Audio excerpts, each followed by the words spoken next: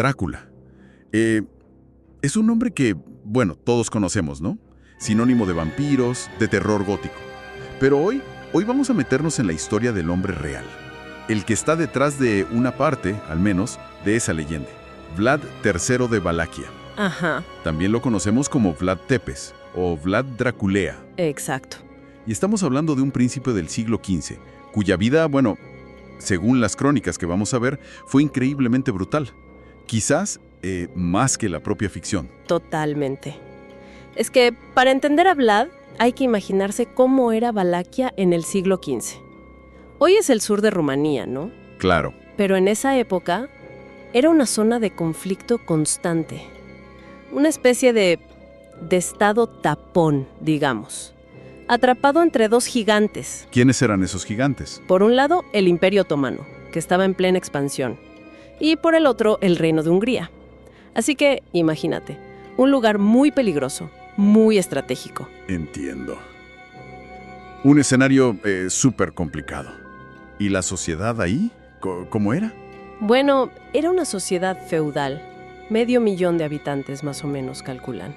Y una nobleza, los famosos boyardos. Ajá, los boyardos. Con mucho poder. Y según parece, siempre metidos en conspiraciones, en conflictos internos. Y aunque había un príncipe, la influencia otomana era, bueno, una sombra constante. Ya veo. Así es. Y en este análisis, justamente, vamos a sumergirnos en las fuentes que tenemos disponibles.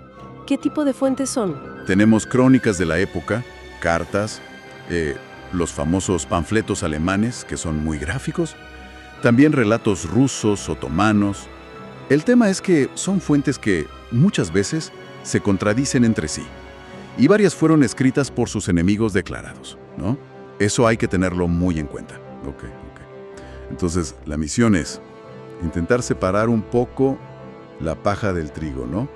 Tratar de responder. ¿Quién fue realmente Vlad Tepes? ¿Fue un monstruo sádico o un héroe que defendió su tierra? ¿O las dos cosas a la vez? Y la otra gran pregunta, ¿cómo una figura histórica tan específica terminó convirtiéndose en un mito global tan oscuro? Bueno, empecemos por el principio, ¿te parece? Su nombre, su origen. Dale. Nació entre 1428 y 1431. No se sabe exacto. Probablemente en Sighișoara, en Transilvania. Que, ojo, en esa época era parte del Reino de Hungría. Ah, mira vos. ¿Y su padre? Su padre era Vlad II, y a él lo llamaban Vlad Dracul. Drácula. Ya el nombre suena un poco, ¿no? Sí, tiene su historia. Dracul viene de la Orden del Dragón. La Orden del Dragón. ¡Claro! Una orden de caballería.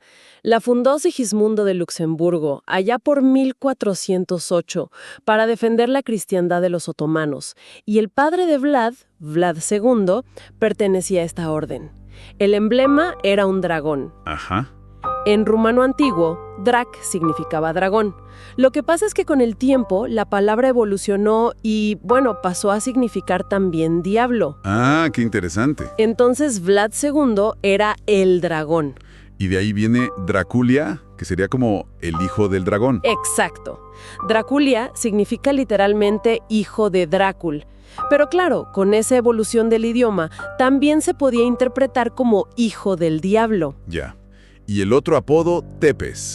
Ese, Tepes, que significa el empalador, se lo pusieron mucho después de su muerte, como por 1550, justamente por su método preferido de ejecución. Que ya era conocido. Sí, los otomanos, de hecho, ya lo llamaban Kazikli Bey, o sea, el señor empalador. Su juventud, por lo que leí, no fue nada fácil. Mucha violencia, inestabilidad política. Para nada, para nada. Hubo un momento clave, que fue cuando él y su hermano menor, Radu, fueron enviados como rehenes a la corte otomana. Eran chicos, tendrían 11, 13 años. Fue alrededor de 1442. ¿Rehenes? ¿Quién los envió? Su propio padre. Vlad Dracul los entregó al sultán Murad II como garantía de lealtad. ¡Qué fuerte! Sí. Y Vlad pasó varios años allí. Aprendió mucho de los otomanos, sus tácticas de guerra, su idioma, pero también vivió en condiciones que, según se cuenta, fueron muy duras. y lo marcaron para siempre. Espera, su propio padre lo entrega. Y mientras él estaba allá, de rehén, ¿qué pasó con su familia en Valaquia? Bueno, ahí viene la parte trágica. Alrededor de 1447, mientras Vlad y Radu seguían en la corte otomana, su padre, Vlad Dracul, y su hermano mayor, Mircea, fueron asesinados. Brutalmente. No me digas, ¿quién? Las crónicas apuntan a una conspiración. Boyardos locales, posiblemente instigados por un noble húngaro rival, Juan Hunyadi. ¿Y cómo? Los detalles que cuentan son espantosos. Al padre, a Vlad Dracul, lo mataron a golpes.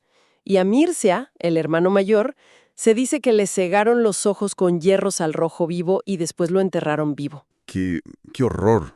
Es imposible que algo así no deje una marca, una cicatriz profunda. Imagino que eso debió alimentar un deseo de venganza. Tremendo. Sin duda influyó. Ese nivel de traición, de brutalidad, marcó su visión del mundo. Y sobre todo su visión de la lealtad o la falta de ella, de la nobleza. Claro. Por eso su camino al trono fue tan accidentado. Tuvo un primer reinado muy cortito en 1448, irónicamente, con apoyo otomano inicial, fíjate. ¿En serio? Sí, pero lo echaron enseguida. Después vino el exilio. Y finalmente logró conseguir el trono en 1456. Este segundo reinado, que duró hasta 1462, es el que realmente define su leyenda negra, ¿no? ¿Cómo empezó ese reinado? Con mano de hierro. Absoluta. Lo primero que hizo fue consolidar su poder. Y eso significó, bueno, una purga feroz contra los boyardos. Ajá. A muchos los consideraba directamente responsables de la muerte de su padre y de su hermano, o simplemente los veía como obstáculos para su autoridad absoluta. Y acá es donde entra una de las historias más famosas, ¿no? La del banquete de Pascua. Sí, esa es clave. Es un relato que aparece mucho en las crónicas alemanas, que como te decía, eran muy hostiles con él. ¿Qué cuenta esa historia? Cuenta que Vlad invitó a cientos de boyardos a un gran banquete de Pascua, y que al terminar, ahí mismo hizo empalar a los más ancianos. ¡Qué brutalidad! Y a los más jóvenes y fuertes los obligó a caminar kilómetros hasta las ruinas de una antigua fortaleza. Y los puso a trabajar día y noche hasta morir literalmente de agotamiento en la construcción de su nuevo castillo, Buenari. Es una demostración de poder aterradora. Y el empalamiento, que se convirtió como en su firma. Absolutamente. Era un método de ejecución pensado para maximizar el sufrimiento y el terror público, claro. ¿Hay detalles de cómo era? Sí, las descripciones detallan cómo se hacía para evitar los órganos vitales y así prolongar la agonía. Horas, a veces días, dicen. Pero ojo, no era el único método, ¿eh? Ah, ¿no? No. Su repertorio de crueldades era bastante amplio según las fuentes. Hablan de hervir gente viva, desollar, desmembrar. Entonces, la clave no es solo la brutalidad en sí misma, sino cómo la usaba, como una herramienta política, sistemática. Precisamente, esa es la clave. Las estimaciones de víctimas, varían muchísimo, pero se habla de decenas de miles. Decenas de miles. Es una cifra enorme para la población que tenía Valaquia en ese momento. Claro. El objetivo era clarísimo: imponer un orden absoluto, eliminar cualquier tipo de disidencia, cualquier rivalidad, y sobre todo, infundir un miedo paralizante, tanto a los enemigos internos como a los externos. Y esa crueldad, entiendo, no se limitó solo a los boyardos. También tuvo conflictos muy fuertes con los colonos sajones de Transilvania, ¿verdad? Sí. Ahí hubo temas económicos y políticos. Vlad quería controlar las rutas comerciales que ellos manejaban. Y además, los sajones apoyaban a otros pretendientes al trono de Valaquia, rivales de Vlad. ¿Y cómo reaccionó Vlad? Con la misma brutalidad. Saqueó sus ciudades, sus aldeas, y aplicó empalamientos masivos también contra ellos. Y esto fue clave, porque generó una ola de propaganda negativa muy fuerte en su contra, especialmente en el mundo germánico, gracias a la imprenta. ¿La imprenta? ¡Claro!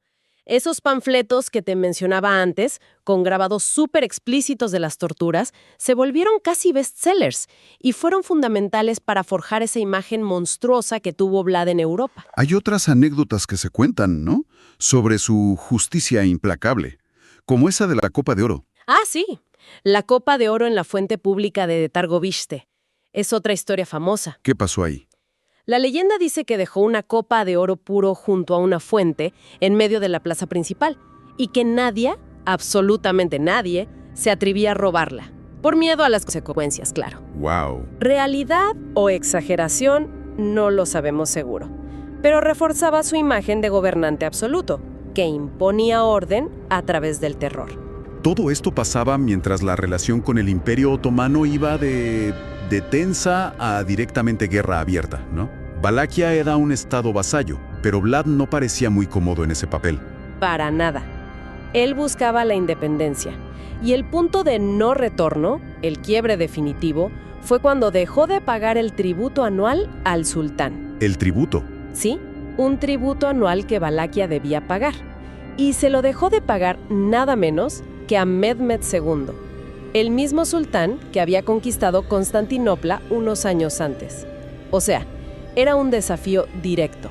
Uf, me imagino la reacción del sultán. ¿Qué hizo? Bueno, envió emisarios, supuestamente para exigir el pago, y de paso con órdenes secretas de capturar a Vlad. ¿Y? Pero Vlad se les anticipó. Capturó a los emisarios otomanos y a todo su séquito. Y los empaló a todos. A los emisarios. A los emisarios. Con ese acto, la guerra ya era inevitable. No había vuelta atrás. Y Vlad no se quedó esperando, ¿verdad? Incluso pasó a la ofensiva, invadió territorio otomano. Sí. En 1462 lanzó una campaña al sur del Danubio. Una campaña de terror, básicamente. Él mismo le escribió una carta al rey húngaro, Matías Corvino. Contándole. Jactándose de haber matado a más de 23,000 turcos y búlgaros. Y hasta envió pruebas macabras, bolsas con orejas y narices, dicen algunas fuentes. ¡Qué locura! Paradójicamente, ¿sabes qué pasó?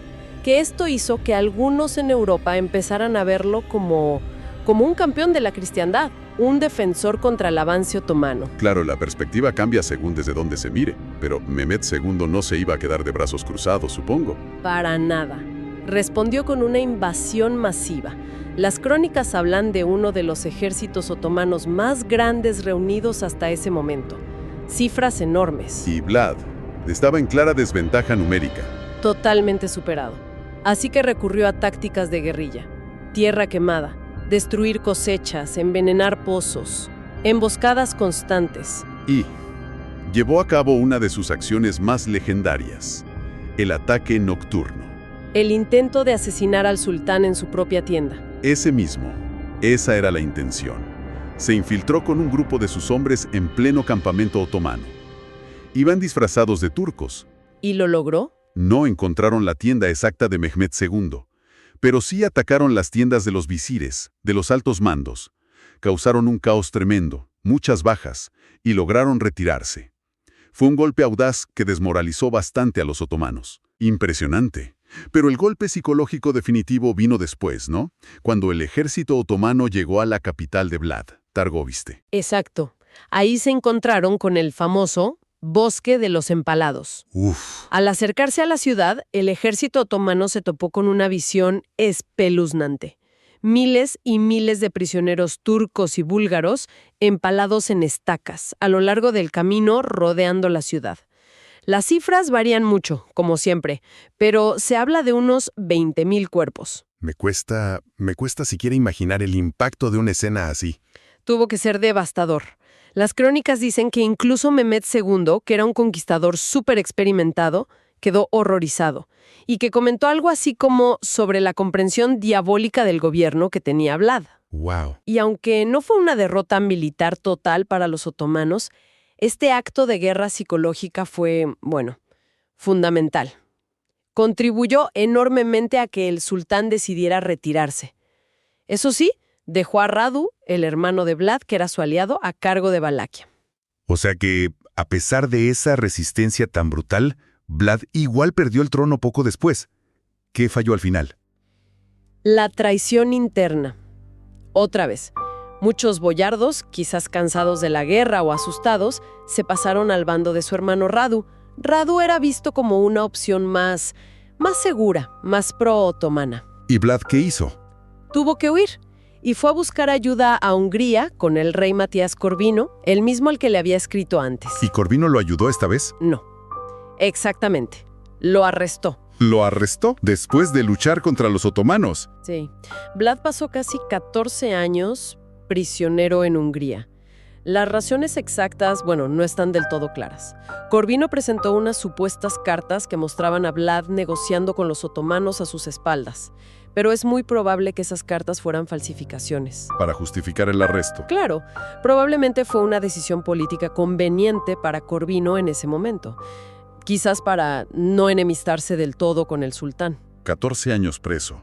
Después de tanto tiempo, ¿cómo consiguió salir? Fue liberado finalmente alrededor de 1475. En gran parte, parece, por la presión de Esteban III de Moldavia. Era su primo y lo necesitaba como aliado para seguir luchando contra los otomanos. Ajá. Y parece que Vlad se convirtió al catolicismo durante su cautiverio. O quizás fue una condición para su liberación. Eso también es un punto debatido. Y entonces tuvo un último y fugaz regreso al poder. Davo recuperó el trono de Valaquia por tercera vez. Expulsó al títere otomano que estaba gobernando. Pero duró apenas un par de meses. ¿Y su muerte? ¿Fue tan violenta como su vida? Sí, todo indica que sí.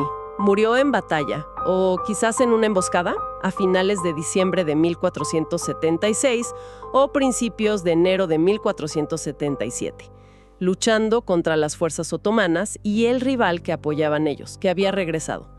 Tendría unos 45-49 años. ¿Y qué pasó con su cuerpo? Bueno, su cabeza fue cortada, y según algunos relatos la conservaron en miel y la enviaron a Estambul, como trofeo para el sultán Mehmed II. Terrible. Sí. Dicen que el sultán la exhibió empalada en una estaca en Estambul. Un final macabro. ¿Y se sabe dónde está enterrado su cuerpo? ¿El resto del cuerpo? Sigue siendo un misterio, la verdad. La tumba tradicional que se le atribuía en el monasterio de Snagov, las excavaciones demostraron que estaba vacía o que contenía restos que no eran humanos. ¿Y no hay otras teorías? Hay otras hipótesis. Una es el monasterio de Comana, que él mismo fundó y que está cerca de donde fue su última batalla. Pero no hay pruebas concluyentes. Su lugar de descanso final sigue siendo desconocido.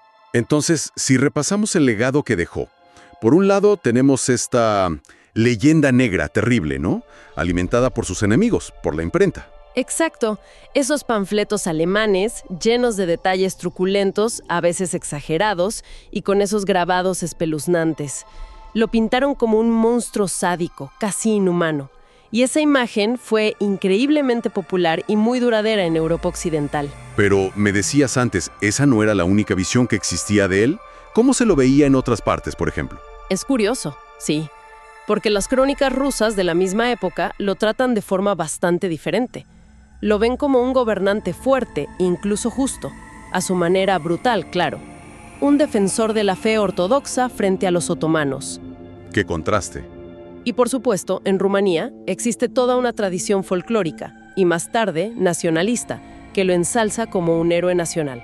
La figura del héroe nacional rumano, que lo ve como un defensor de la independencia y que justifica su dureza como algo necesario para la época, ¿no? Sí, sobre todo a partir del siglo XIX, con el auge del nacionalismo. Se lo reivindicó como un símbolo de la resistencia rumana frente a los imperios vecinos. Incluso el régimen comunista de Ceausescu, en el siglo XX, lo nombró héroe nacional en 1976. Mira vos. Es una visión compleja, y todavía hoy es debatida dentro de la propia Rumanía. Es un buen ejemplo de cómo la historia se reinterpreta según las necesidades del presente, ¿no? Totalmente. Y bueno, llegamos a la conexión inevitable. Bram Stoker y Drácula. El vampiro. ¿Cuánto hay realmente de Vlad Tepes en ese personaje? Muy, muy poco, la verdad. Es más que nada el nombre. Stoker tomó prestado el nombre Drácula, probablemente le atrajo el sonido exótico y esa posible asociación con diablo que te comentaba. Claro. Y quizás usó algunos detalles muy fragmentarios sobre la historia de Valaquia, que sacó de fuentes secundarias, libros de viajes o historias generales. Pero está claro que no conocía en profundidad la vida de Vlad Tepes. No tuvo acceso a las crónicas que hoy manejamos. Entonces, todo lo del vampiro, eso es pura ficción de Stoker. Prácticamente todo. A ver, hay una mención aislada en uno de esos panfletos alemanes hostiles sobre que Vlad mojaba pan en la sangre de sus víctimas, pero es muy probable que fuera solo propaganda para hacerlo parecer aún más monstruoso. Entiendo. El vampiro como figura sobrenatural, con todas las características que conocemos hoy, eso es una creación de Stoker. Mezcla elementos del folclore de Europa del Este, sí, pero sobre todo refleja las ansiedades y los miedos de la época victoriana. Tiene mucho más que ver con el siglo XIX de Stoker que con la Valaquia del siglo XV de Vlad. Vaya, o sea que la conexión es más bien nominal, casi anecdótica. Exacto. Usó el nombre y un escenario lejano y exótico. Poco más. ¿Y tenemos alguna idea de cómo era físicamente Vlad? ¿Hay retratos, descripciones? Sí, hay algunas pistas. Existe una descripción bastante detallada de un legado papal, un tal Nicolás de Modruch, que lo conoció personalmente. Y también hay un retrato famoso que está en el castillo de Ambras, en Austria. Probablemente es una copia de un original perdido. ¿Y qué dicen? ¿Cómo lo describen? Lo describen como de estatura media, pero muy fuerte, corpulento, con un rostro que imponía, respeto y temor. Hablan de una nariz aguileña, ojos grandes y penetrantes, cejas muy pobladas y negras, bigote, pelo oscuro y rizado y un cuello robusto, como de toro. Un aspecto fiero, sin duda. Bien, entonces para ir cerrando, ¿cómo podríamos resumir esta figura tan compleja? ¿Qué nos llevamos de este análisis? Yo diría que lo principal es recordar que Vlad Tepes fue una figura histórica real. Un príncipe guerrero medieval, producto de un tiempo y un lugar extremadamente violentos. Fue, sin duda, autor de atrocidades terribles que están documentadas por múltiples fuentes, incluso las que no eran sus enemigas, pero también fue visto por algunos en su época y después como un líder implacable que luchó desesperadamente por la supervivencia de su pequeño principado contra un imperio gigantesco. Es como la encarnación de la brutalidad política en una era brutal. Exactamente. Y queda clarísimo que separar la verdad de la propaganda, tanto la que lo demoniza como la que lo glorifica después, es increíblemente difícil. Las fuentes son parciales, están sesgadas, fueron escritas con intenciones muy claras. Claro, monstruo sádico, estratega despiadado pero pragmático, héroe trágico y defensor de su gente. Probablemente fue una mezcla de todo eso. Moldeado por circunstancias extremas, por traiciones terribles, por una guerra constante. Su figura sigue siendo como un espejo oscuro, ¿no? Donde se reflejan preguntas muy incómodas sobre la naturaleza del poder, sobre la crueldad, sobre cuándo la violencia se considera justificada o no. Y eso nos deja, quizás, con una pregunta final para reflexionar. ¿Por qué una figura tan oscura, tan lejana en el tiempo como Vlad Tepes, nos sigue fascinando tanto hoy en día? ¿Qué dice de nosotros que el mito del vampiro, que como vimos está inspirado muy lejanamente en él, haya eclipsado casi por completo la complejidad aterradora del hombre real? Y que aún así sigamos queriendo escarbar y saber más sobre esa realidad histórica tan brutal. Es curioso, ¿no?